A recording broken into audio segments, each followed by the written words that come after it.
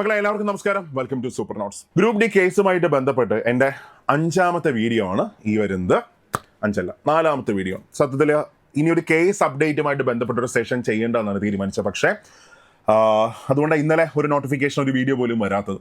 പക്ഷെ നമ്മുടെ വീഡിയോസിൻ്റെ എല്ലാം താഴെ ഒരുപാട് കമൻസ് ഉണ്ട്. ഗ്രൂപ്പ് ഡി കേസ് എന്തായി, എക്സാം നടക്കുമോ, എക്സാം നീളുമോ, പഠിക്കണോ, അതോ ബ്രേക്ക് കൊടുത്തിട്ട് ബാക്കി എക്സാംസിനെ ഫോക്കസ് ചെയ്യണം, അങ്ങനെ ഒരുപാട് കമൻസും ചോദ്യങ്ങളും വന്നതുകൊണ്ടാണ് ഈ ഒരു സെഷൻ ചെയ്യുന്നത്. ആവർത്തന വിരസത ഉണ്ടായേക്കാം. അപ്പോൾ കണ്ടവർ എന്ത് ചെയ്യുക, ഒന്ന് ക്ഷമിച്ചേക്കാം. ഓക്കെ, അപ്പോൾ ഇത് അറിയാത്തവർക്ക് വേണ്ടി മാത്രം പറയാണ് എന്താണ് ഈ കേസിന്റെ ഇഷ്യൂ, എന്തുകൊണ്ട് കേസ് ഇങ്ങനെ നടന്നുകൊണ്ടിരിക്കുന്നു. 2018-19 മുമ്പ് വരെ ഗ്രൂപ്പ് ഡിയുടെ ക്വാളിഫിക്കേഷൻ, റെയിൽവേയുടെ ഏറ്റവും താഴെയുള്ള പോസ്റ്റാണ് ലെവൽ 1 പോസ്റ്റ്. ആ ലെവൽ 1 പോസ്റ്റിനെയാണ് നമ്മൾ ഗ്രൂപ്പ് ഡി എന്നൊക്കെ നമ്മൾ പറയുന്നത്. ഓക്കെ, അപ്പോൾ 2018-19 നോട്ടിഫിക്കേഷൻ മുമ്പ് വരെ ഗ്രൂപ്പ് ഡിയുടെ ക്വാളിഫിക്കേഷൻ എന്തായിരുന്നു? IT ആയിരുന്നു ക്വാളിഫിക്കേഷൻ. IT ഉള്ളവർക്ക് അപ്ലൈ ചെയ്യാൻ പറ്റും. പക്ഷേ 2018-2019 നോട്ടിഫിക്കേഷൻ വന്നപ്പോൾ അവിടെ നോർത്ത് ഇന്ത്യയിലൊക്കെ നന്നായിട്ട് സ്ട്രൈക്ക് ഒക്കെ സ്റ്റാർട്ട് ചെയ്തു. അതായത് ഒരുപാട് പേർക്ക് അവസരം കൊടുക്കണം, ഇത്രയും വലിയൊരു പോസ്റ്റ് അല്ലേ, ഇത്രയും വേക്കൻസി ഉള്ള ഒരു പോസ്റ്റ് അല്ലേ, ഒരുപാട് പേർക്ക് അവസരം കൊടുക്കണമെന്നൊക്കെ പറഞ്ഞിട്ട് ഒരുപാട് സ്ട്രൈക്ക് ഒക്കെ നോർത്ത് ഇന്ത്യയിൽ സ്റ്റാർട്ട് ചെയ്തു. അപ്പോൾ അന്ന് സ്റ്റേറ്റ് ഇലക്ഷൻ അതേപോലുള്ള അല്ലെങ്കിൽ നാഷണൽ ഇലക്ഷൻ ഒക്കെ നടക്കാതിരുന്ന സമയം ഇപ്പോൾ ഗവൺമെന്റ് എന്ത് ചെയ്തു? ഗവൺമെന്റ് ഇങ്ങനെ ഒരു നോട്ടീസ് ഇറക്കി. അതായത് ഇപ്പോഴത്തേക്ക് 2019 ഇപ്പോഴത്തേക്ക് ഗ്രൂപ്പ് ഡിയുടെ ക്വാളിഫിക്കേഷൻ SSLC ആയിരിക്കും. 18 ഇത് തന്നെയായിരുന്നു, SSLC ആയിരിക്കും.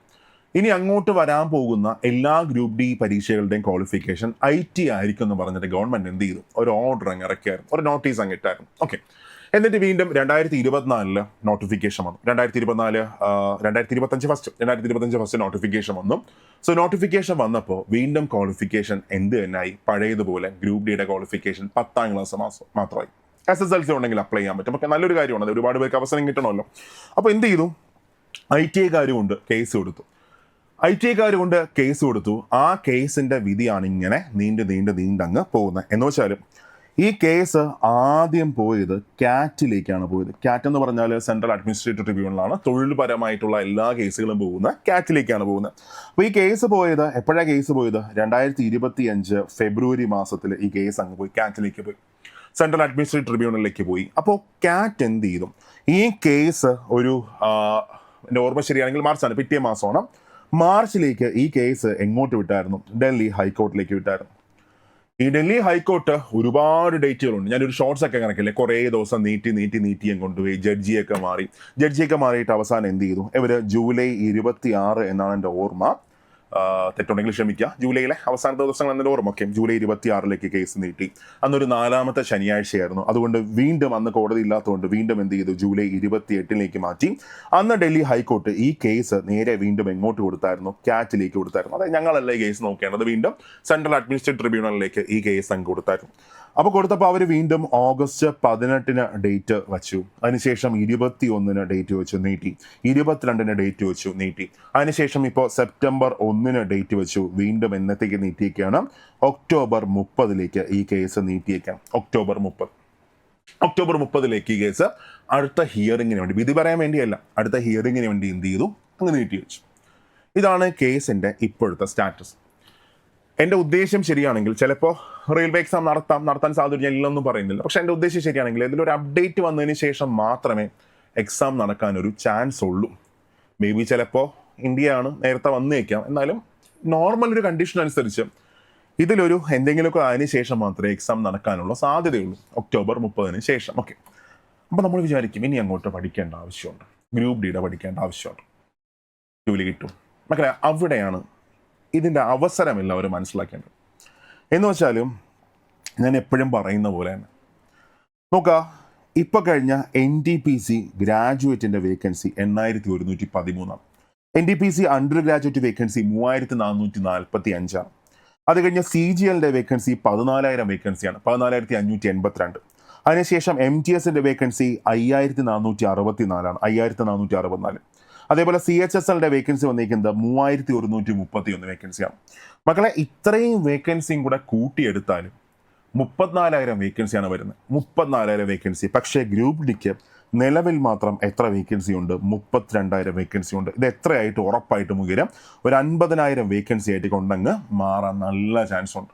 കാര്യം റെയിൽവേ തന്നെ പറയുന്നുണ്ട്, നിലവിൽ ലെവൽ 1 പോസ്റ്റുകളിലേക്ക് 72,000 ഒഴിവുകളുണ്ട്. അപ്പോൾ വേക്കൻസി കൂടാനായിട്ട് നന്നായിട്ട് സാധ്യതയുണ്ട്. എന്ന് വെച്ചാൽ ഇന്ത്യ മഹാരാജ്യത്തുള്ള ബാക്കി എല്ലാ പ്രധാനപ്പെട്ട പരീക്ഷകളും കൂടെ ചേർത്ത് വെച്ചാൽ പോലും, അതായത് NTPC graduate, NTPC under graduate, then CGL, CHSL, MTS കൂടെ ചേർത്ത് വെച്ചാൽ പോലും ഏതിൻ്റെ അത്ര വേക്കൻസി വരത്തില്ല? ഗ്രൂപ്പ് ഡിയുടെ വേക്കൻസി വരത്തില്ല. 1 വേക്കൻസി വളരെ കൂടുതലാണ്. ദെൻ സാധ്യത എത്രയാണ്? ഇപ്പോൾ ചെന്നൈ എടുക്കാം, എപ്പോഴും പറയുന്നതാണ് കേട്ടോ, ചെന്നൈ എടുക്കാം. 1,63,000 പേരാണ് UR കാറ്റഗറിയിൽ അപ്ലൈ ചെയ്തേക്കുന്നത്. വേക്കൻസി 1083 എങ്ങാണ്ടോ. എന്ന് വെച്ചാൽ അപ്ലൈ ചെയ്യുന്ന 150 ഒരാൾക്ക് ജോലി. URനാണെങ്കിൽ മൊത്തത്തിൽ ഞാൻ ആവറേജ് എടുക്കുകയാണെങ്കിൽ 250 ഒരാൾക്ക് ജോലി. ഇതാണ് സാധ്യത. ഗ്രൂപ്പ് ഡിയുടെ സാധ്യത ഇത്ര മാത്രം കിടപ്പുണ്ട്. അപ്ലൈ ചെയ്തേക്കുന്ന 250 ഒരാൾക്ക് ജോലി. ഒന്ന് ആലോചിച്ച് നോക്കേ, ഈ അപ്ലൈ ചെയ്തവരിൽ എത്ര പേര് ഇപ്പോൾ പഠിക്കുന്നുണ്ട്? കാര്യം 10 മാസമായി ഇതിൻ്റെ ഒരു പ്രോസസ്സ് വന്നിട്ട്. ജനുവരിയിലോ ആണ് നോട്ടിഫിക്കേഷൻ വന്നത്, അതിനുശേഷം 10 മാസമായി. ഈ 10 മാസത്തിൽ കൺസിസ്റ്റൻ്റ് ആയിട്ട് എത്ര പേര് പഠിക്കുന്നുണ്ട്? ഒന്ന് ആലോചിച്ച് നോക്കി. കുറവായിരിക്കത്തില്ല, ഉറപ്പായിട്ടും. ആ പഠിക്കുന്നവരിൽ എത്ര പേര് സീരിയസ് ആയിട്ട് പഠിക്കുന്നുണ്ട്? എല്ലാ ദിവസവും കൺസിസ്റ്റൻ്റ് ആയിട്ട് എല്ലാ ദിവസവും വർക്ക് ചെയ്യുന്നുണ്ട്? നിങ്ങളൊന്ന് ആലോചിച്ച് നോക്കി, എത്ര പേരായിരിക്കും? നിങ്ങൾ ചിലപ്പോൾ അപ്ലൈ ചെയ്തിട്ടുണ്ടെങ്കിൽ നിങ്ങൾ കൺസിസ്റ്റൻ്റ് ആയിട്ട് വർക്ക് ചെയ്യുന്നുണ്ടോ? ഇല്ല. അപ്പോൾ കൺസിസ്റ്റൻ്റ് വർക്ക് ചെയ്യുന്ന ആൾക്കാർ വീണ്ടും കുറവാണ്. അതിനുശേഷം ഇതിനകത്ത് ഫിസിക്കലുണ്ട്. എത്ര പേർക്ക് ഫിസിക്കൽ കിട്ടും?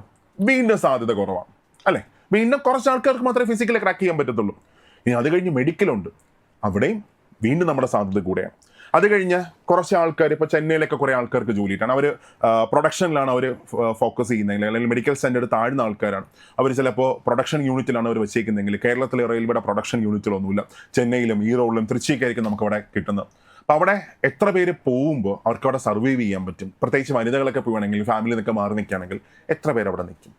ഇനി ഇതിൽ തന്നെ അപ്ലൈ ചെയ്ത ആൾക്കാരിൽ NDPC graduate, under graduate, then അത് കഴിഞ്ഞ് ബാക്കി SSCയുടെ ബാക്കിയുള്ള പോസ്റ്റുകളിലേക്ക് നിയമനം കിട്ടും, അല്ലെങ്കിൽ PSCയുടെ ബാക്കിയുള്ള പോസ്റ്റുകളിലേക്ക് നിയമനം കിട്ടുമ്പോൾ അവരെന്ത് ചെയ്യും? ഇതിലേക്ക് പോകത്തില്ല.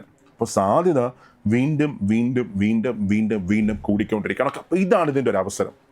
അപ്പോൾ നമുക്ക് 2 രീതിക്ക് ചിന്തിക്കാം. ഇത് നീണ്ടു പോവുകയല്ലേ, പഠിക്കണം. ഇനി രണ്ടാമത്തെ രീതി എന്താണ്? വേക്കൻസി ഇത്രയും കിടപ്പുണ്ട്, ഇനി നമുക്ക് പഠിച്ചാലും ജോലി കിട്ടും. സമയം കൂടിക്കൊണ്ടിരിക്കുകയാണ്, മാക്സിമം ക്വസ്റ്റ്യൻസ് നമുക്ക് പ്രാക്ടീസ് ചെയ്യാം, എൻ്റെ സാധ്യത കൂട്ടിക്കൊണ്ടിരിക്കാം. അപ്പോൾ അങ്ങനെ മാത്രം ചിന്തിക്കാം. എന്തായാലും ഈ എക്സാം നടക്കും. കാര്യം 1,12,00,000 ആൾക്കാരാണ് അത് അപ്ലൈ ചെയ്തേക്കുന്നത്.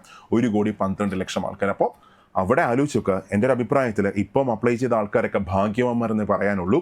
അവരൊക്കെ ഇരുന്ന് പ്രിപ്പറേഷൻ സ്റ്റാർട്ട് ചെയ്തോ, അടിപൊളിയായിട്ട് പഠിച്ചോ, ഇതേപോലെ ഒരു അവസരം കിട്ടത്തില്ല. അപ്പോൾ നമ്മൾ നോക്കുകയാണെങ്കിൽ അവിടെ കുറച്ച് കാര്യം പറയാനുള്ളത് നോക്കിയിടാം. നമ്മളിപ്പോൾ സിലബസ് തന്നെ എടുക്കുകയാണെങ്കിൽ എങ്ങനെ, അവിടെ സയൻസ് 25 ക്വസ്റ്റ്യൻസ് 25 മാർക്കാണ്. എല്ലാം കൂടി ചേർത്തൊരു 25 ടോപ്പിക്കേ വരത്തുള്ളൂ.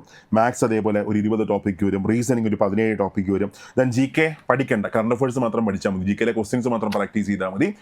ഒരു കുഞ്ഞ് സിലബസ് ആണ്, പഠിച്ചാൽ തീർക്കാൻ പറ്റും. ഞാൻ 10ാം ക്ലാസ് നിലവാരത്തിലായിരിക്കും ക്വസ്റ്റ്യൻസ് വരുന്നത്, അതിൽ കൂടത്തില്ല. അപ്പോൾ ആ റേഞ്ചിൽ വരുന്നു. 1.5 മണിക്കൂർ സമയം കിടപ്പുണ്ട്. SSC പരീക്ഷ ആണെങ്കിൽ 1 മണിക്കൂർ കിട്ടത്തുള്ളൂ, ഇവിടെ 1.5 മണിക്കൂർ സമയം കിടപ്പുണ്ട്. അപ്പോൾ പഠിച്ചാൽ ജോലി ഉറപ്പാണ്. അപ്പോൾ എഫേർട്ട് കൊടുക്കാൻ ആഗ്രഹമുള്ളവർക്ക് എഫേർട്ട് കൊടുത്താൽ ഇനി താമസിക്കേണ്ട. ഇങ്ങനെ നീണ്ടു പോകുന്ന പഠിക്കാത്തവർക്കൊക്കെ ഒരു അനുഗ്രഹമാണ്. ഇനിയും പ്രിപ്പയർ ചെയ്യാനായിട്ട് സമയമുണ്ട്. ഓക്കെ, അപ്പോൾ നമ്മൾ സൂപ്പർ നോട്ട്സ് ഇതിന് വേണ്ടി ഒരു തകർപ്പൻ ക്രാഷ് ബാച്ച് നമ്മൾ സ്റ്റാർട്ട് ചെയ്തിട്ടുണ്ട്. ഊഴം എന്നാണ് ബാച്ചിൻ്റെ പേര്. അപ്പോൾ ഇപ്പോൾ നമ്മൾ ഓണം ഓഫറൊക്കെ ആയിട്ട് ബന്ധപ്പെട്ട ഒരു 20% ഓഫറുണ്ട്. വെറും 1300 സംതിങ് എമൗണ്ടിന് നിങ്ങൾക്ക് ജോയിൻ ചെയ്യാൻ പറ്റും. സോ ജോയിൻ ചെയ്യാൻ ആഗ്രഹിക്കുന്നവരൊക്കെ പെട്ടെന്ന് തന്നെ ജോയിൻ ചെയ്തോളാം. അതിനുവേണ്ടി ഈ ഒരു നമ്പറിൽ കോൺടാക്ട് ചെയ്തോ, 8281223366. ഓക്കെ, അപ്പോൾ മറ്റൊന്ന് വരെ ഈ ഓഫർ ഉള്ളൂ. ഒരു ബാച്ചിനകത്ത് 250 പേര് മാത്രമേ കാണത്തുള്ളൂ. അപ്പോൾ ജോയിൻ ചെയ്യാൻ ആഗ്രഹിക്കുന്നവരൊക്കെ ഇനി താമസിക്കേണ്ട, പെട്ടെന്ന് തന്നെ ജോയിൻ ചെയ്തോ. അപ്പോൾ നമുക്ക് ക്ലാസ്സിൽ കാണാം.